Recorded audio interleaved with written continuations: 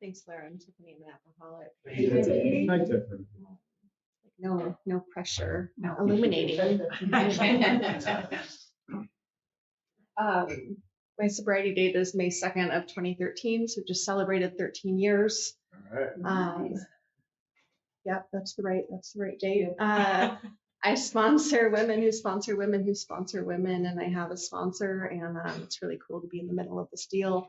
My home group's Renton Friday night. If you haven't been, I don't know if I've seen any of your faces there. Come on and check it out. It's at 6:30. It's in Renton. It's on Friday nights. It's a great meeting, and I have a service position, and I've done all of those things since I got here on May 2nd, and I'm really grateful that I walked into a meeting where I was told to do those things. Right? I was told go find a sponsor. I was told get in the book. I was told go be of service. I was told to find a home group. And that when I came here, I was desperate enough to be willing to take those suggestions.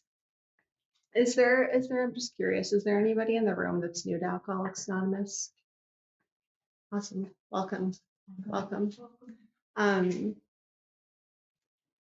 I was sitting there feeling kind of nervous for a minute, and I thought about something my friend Emmett said years ago, and they said, I think particularly like at a point of struggling and being in a room of Alcoholics Anonymous and feeling like maybe I'm the only one that feels that way, right? Like they were talking about having to remember that everybody else in the room is an alcoholic too, and that you all have felt the way that I feel, or you feel the way that I feel now, and that I'm not unique, and that I'm not alone in this deal. And maybe some of you have this experience, but my experience has not been that I got here, worked the steps, and then my life got better, and like we were just off and running, right? Like it has not been this linear, easeful experience all of the time. And I have had periods in my sobriety where I think that maybe it should be, like where I have 11 years and I want to have some bright and shiny message, and I feel like I'm dying inside. And so I've gotten to learn how to hold space for both of those things. Like how am I bringing my like experience, strength, and hope, right? Because that is always there. And also be honest about where I'm at, because it doesn't do any service to anybody, I don't believe, to come up and say that like everything in my life is easy. And actually today, like in this day, in this moment, it actually does feel that way. But I've had plenty of times in Alcoholics Anonymous where it has not. I don't know why that's where we started. I also never really know what's going to happen. I've gotten to tell my story many times in the rooms, and before the meeting, I always think like, God, I don't really want to have to hear myself talk again. I'd much rather hear like Jalea talk for an hour.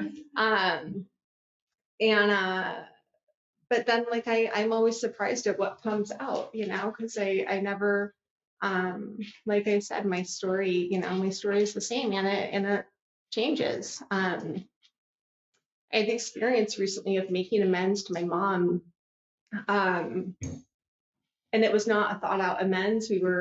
I was home for Christmas, and we were just talking. Like my mom's a great supporter. Thank you of my life in AA and my recovery, and this is the rest of my family, and and she watched me through some of my worst moments, and has gotten to I've gotten to build a relationship with her in recovery now. But we were having a conversation, and some of the places that my alcoholism takes me, I guess all of the places that my alcoholism takes me is a disregard for you. And if you're in my life and you love me and you get hurt, that is not my problem. You've made a decision to come into my life, and and I can't be responsible for how you, for how you feel about how I treat you. And, and I'm really good about just like moving on, right? Like I can close that chapter and I move on and I do not have to look back. My, my sister, when, in my last year of drinking, she was involved in a motorcycle accident that landed her in the ICU for a number of days. And, she was in a wheelchair for many months, and my mom was down in LA taking care of her because she was like bedridden. And I was living in San Francisco at the time, and I could not get down to go see her because I could not put down the stuff I was putting in my body long enough to get it together, and I could not spend $200 to pay for that plane ticket to go from San Francisco to Los Angeles. It was not a lot of money, and it was a short trip. And when I finally got down there, I remember, and I showed up like with shorts that aren't covering my butt, and I'm like, I've got track marks and scabs, and my skin is gray, and and that's how I show up. And I walk in, and I remember seeing my sister there in this wheelchair, and she's got rods holding her pelvis together, and I don't really remember a lot of that. I don't know how long I was there, a day, 2 days, but I couldn't be there, like I was there for maybe a couple hours. And then I remember going to a bar, and I got into the bar and I made some phone calls, and I was down in Skid Row within like an hour, and I don't really remember the rest of it, right? And I've made amends. My sister was one of the first people I made amends to, and today she's my best friend. And when her life is on fire or when she's celebrating the best moments of it, I am the first person she calls. And it is such an honor to get to be her sister today. And at 13, well, 12, close to 13 years, at 12 years sober, I finally realized like my mom was in the room, like my mom saw me show up like that. My mom saw me not show up for my sister and turn and walk out the door and go to a bar. And I got to make amends to her for that, and like that's the beauty of this program, is that like over the years that I've been sober, like my relationships continue to evolve, and I've gotten to do, amends are one of my favorite steps, and I've got to do some really cool stuff here. That's just taken a long time. There's stuff that I think I'm never gonna be able to let go of. I gotta show up at somebody's funeral. Not long ago, someone's mom called me and told me this person had passed away. And I was like, again, 11, 12 years sober. And through the process of hearing his family talk about him, like something in me got to heal, that I never thought was going to. So this program has like just absolutely changed my life. And I'll talk a bit about, I guess I'll talk a bit about what it was like. I don't come from an alcoholic family. I don't theorize on the reasons why I'm an alcoholic, but I like many of you know that I felt different from a really young age. I did not feel like I belonged. I felt like you all had something, right? And I still have to remember it in the rooms of AA at 13 years sober. Like I still have to remember it, that I am not unique here. But when I was little, like my earliest memories were just of feeling like I didn't fit in. And I had my first drink at 13. I stole, my dad drank Tanqueray. I filled up a water bottle of Tanqueray, replaced it with water, went to a party, locked myself in the bathroom, and proceeded to drink like a water bottle full of warm Tanqueray. It was, really disgusting, obviously. And like the joke that I tell is that like my drinking looked like that for the next 15 years, like me alone in a bathroom trying to like shovel as much of whatever into my body as I can in as short amount of a time, that I can do it. And I remember, I don't remember the rest of that night. I lost a friend who was very quickly like, I'm not here for this, and I don't like this behavior, and I'm not going to, be a part of your life, right? And I'm 13. And drugs are a really big part of my story. I respect our traditions, and Alcohol was my first love, and it was with me till the end. But my story is that I used a lot of drugs. I like shooting heroin and smoking crack, and that took me to some places that alcohol didn't. Um, and like the book talks about, right? Like I just have this progressive disease, and my first encounter with alcohol was I want more, and that's like the crux of the thing, right? I put a drink in me, I want more, and whether or not I have a drink in me, I'm thinking about when I'm going to get my next one. And if you have something that can take me out of me and make me feel different, I want that too. Um, by 18, I was living in New Orleans. I was reading a lot of like beat poetry at the time, and uh, like I had a typewriter, and I was like travel. I was like on the road, like me, Kerouac and Bukowski, like drinking whiskey and smoking unfiltered cigarettes, and I ended up in New Orleans, and I another big part of my story, like I wind up in places and I have no money and I don't know where I am, right? I wind up in New Orleans and I start working at the strip club, and I discovered that I could that was an industry in bars and restaurants and strip clubs, that I could earn a lot of money and drink like how I wanted to drink. I could drink your drink, I could drink what was in the liquor room, I could drink what the bartender was pouring me, I could drink what my boss had in the back room, right? Like, and I think often about, Bill's story. He talks about golf permitted my drinking, and I just surrounded myself with people and places that allowed me to do the things I was doing. By the time, Julia, uh, we share this story about like being in a hospital and being kind of sentenced, right? And leaving that hospital early to go get a drink. I at some point, I landed in the emergency room because I had an abscess the size of a grapefruit on my arm, and I had gone to a clinic and they had said, if you don't go to the ER today, you're probably going to lose your arm. And I went to the ER, and I found out I also had a staph infection and I had a few things going on, and I was there for 3 days, and my dope dealers bringing me stuff, so I can get well in the bathroom. Or I land in the ER because I can't get up off the ground and someone calls an ambulance, and I'm there on the ground, don't, please don't do that. And I come to there, and and I get out, and I walk back to wherever I came from. Um,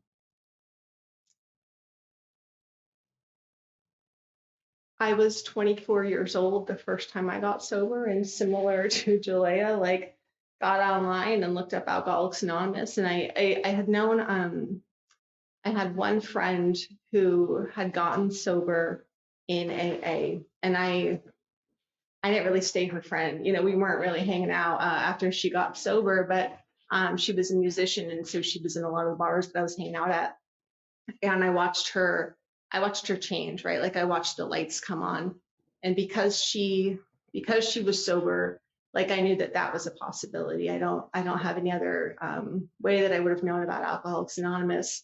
And at that time I was living in the Haight-Ashbury neighborhood in San Francisco, and there was this meeting the next morning. It was in this like halfway house, a bunch of guys and a bunch of like ex-cons and kids with a bunch of tattoos and artists and musicians, and they were serving pancakes, and I felt right at home, and like somebody pushed this woman my way, and they were like, this is Annie, she's going to sponsor you. And we started to get into the work, and I hadn't, well, I had gotten into hard drugs, not like the harder ones that I would later find myself in, but I stayed sober for maybe, I don't know, 9 months. I sat on a fourth step for a really long time, got really miserable, and I picked up a heroin addict boyfriend, and was bartending in this nightclub, and eventually eventually I drank again, because I was not well. Um, and I stayed out for another 4 years. Um, and my, I ended up, um, homeless and unemployable. And, by the end, I had like a backpack. Um, and I have a friend who, um, a little jumbled. Hopefully somebody's keeping up. Um, that's how my brain works. I had gone to San Francisco, to go to art school, and I had a friend that I met there who drank the way that I drank, um, and his drinking did not progress in the ways that mine did, and we drifted apart. And there was a day when, I guess it was 2012, and I had been, running and gunning for the last 4 years, and he saw me on the street one day, and I remember, and I'm, again, not wearing enough clothes. I got a lot of marks up and down my body. My skin is gray. My eyes are gray. And I remember his face, and I remember leaving, our little casual like encounter thinking, I don't know what's wrong. Like something's got to be wrong with him. Like I thought he was just having a hard time in his day or his life. And his expression was actually, right, like a reaction to seeing me. And he was able to track down my parents, through Facebook. And my mom started calling me, and eventually, I think it was like 2 weeks before I picked up the phone and I called her, and I thought somebody had died. I'm like, what's wrong? And she's like, you're dying. So we hear, and they offered to send me to treatment, and I started to tell her my plan. We have a lot of plans, right, when we're out there. And something happened where I just heard myself, like I heard myself telling my mom this totally insane plan that I had about like getting off dope and getting out of San Francisco. And I just put up my hands and I said like, okay, right. And I went to treatment. I stayed for 4 months. Um, and when I left, like my dad came down and picked me up. I'm 28 years old. I have letters that I wrote my parents from treatment that they recently, gave to me. And like, man, I am a mess. I am like a 12-year-old, like just an emotional like mess. Um, and my dad came in and picked me up, and we went out to lunch on our way back home. And I ordered a drink, and I said, hey, like drugs are a problem, obviously. But like I can have a drink, right? Like I can drink. And I remember the look on his face, there was a lot of skepticism there. And I don't even know how hurtful, like I probably owe my dad an amends for that moment. Um, and and of course I can't have one drink, right? So I'm off and running again for, I don't know, 9 more months. And I'm just, I am progressively more desperate. And in 2013, when I came back here, um, I believe that if I had had, another dollar, another plan, another person to burn, and a place to go, I don't believe I would be here. And I too was at I'm either going to kill myself or we're going to do something different, because I cannot keep doing the things that I am doing to get what I need to get. My dad had a brother who had committed suicide when he was, in his early 20s. And like I knew, to the extent, that I can know, it's not my experience, but like I knew what that had done and how that had like wrecked his life, and I wasn't willing to take my own life and put my dad through that again. And so I wind up in the rooms of Alcoholics Anonymous, and that expression that we get here by seconds and inches is something that I hold that I relate to very much, because I really think there was this really small window of grace, you know. Um, and what happened was I sat down in this room, and I remember sitting down and immediately wanting to get back up because I was so uncomfortable in my skin and so uncomfortable in a room of you people, you know. And the guy next to me, his name's Scotty,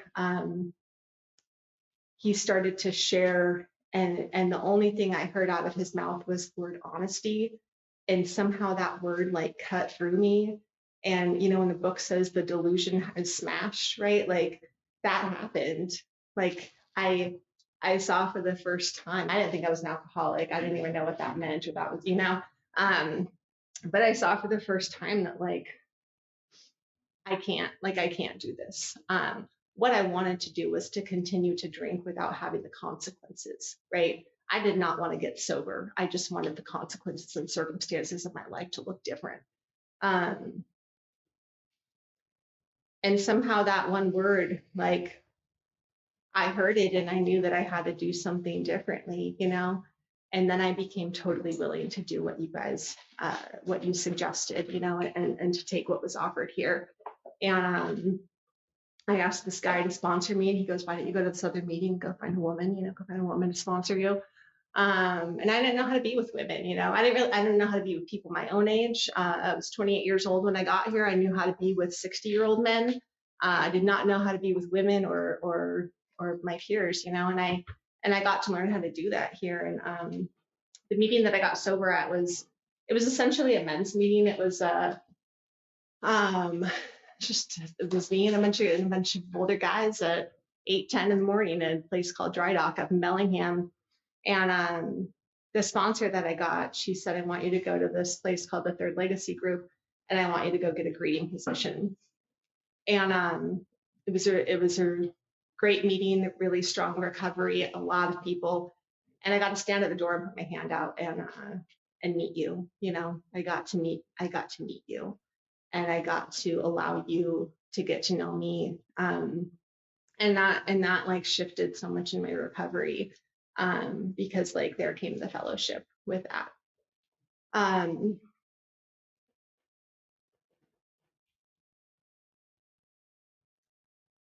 I don't know. You know, I have, we hear people say this all the time, and but I have a life today that I did not want and did not think was possible for a person like me. Um, I did not think I was going to live past the age of 24.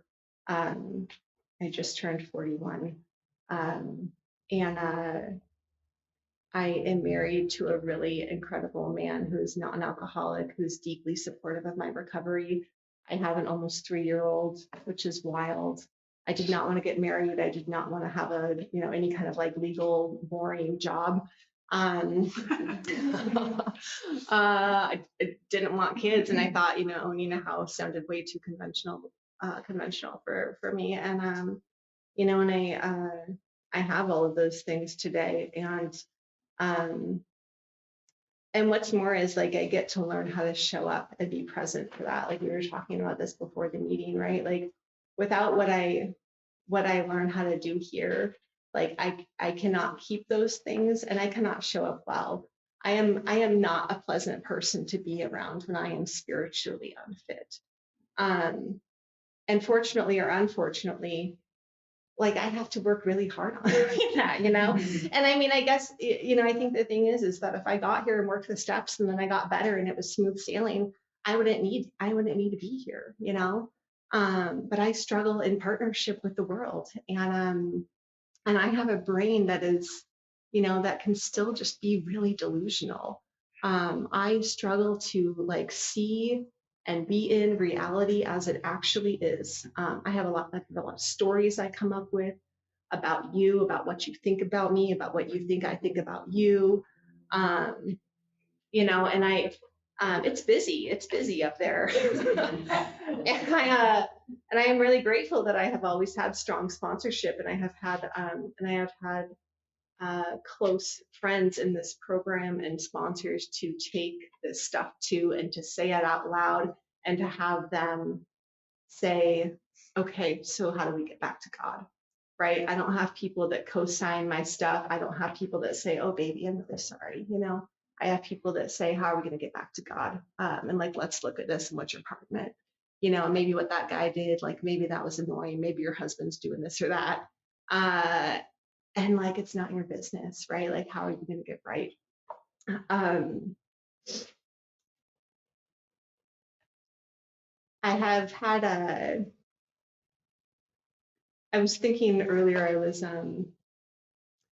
don't know what, I was sponsoring, was great at like daily prayer and meditation. And I was on a real run of not only having like a daily morning practice of prayer, but like having this active seeking of God throughout my day, each day.